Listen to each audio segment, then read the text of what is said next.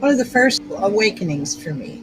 The rule was that you had to have confession to go to communion. And if you ever went to communion without going to confession first, God would just strike you dead. That's it.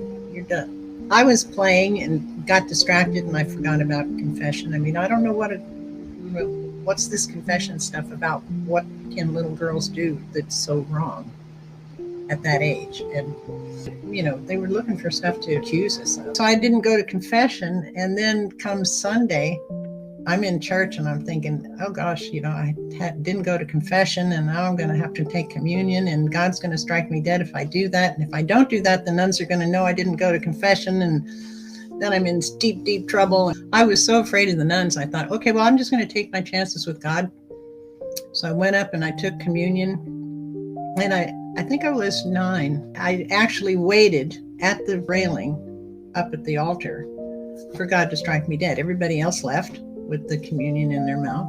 So I just put my head down and I waited for him to strike me dead, and he didn't do that. And I'm like, okay, well, maybe he's busy. I'll just wait. The nuns were watching me carefully. And they're such a superstitious group. So they didn't do anything at all. They were just watching me. And then I finally realized, okay, well, God doesn't strike little girls dead because they didn't go to confession. The nuns lied to us. So I just got up and went back to the pew, put my head down, and I had this idea in my mind. I had this grin on my face, kind of like, I know something nobody else knows in this room, but I can't say it because I would get in so much trouble.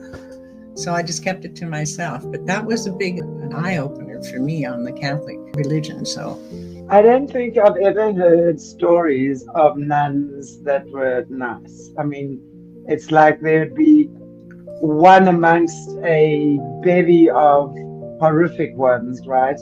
I've never heard a story of a child being in a Catholic convent of any sort having had a good time with the nuns.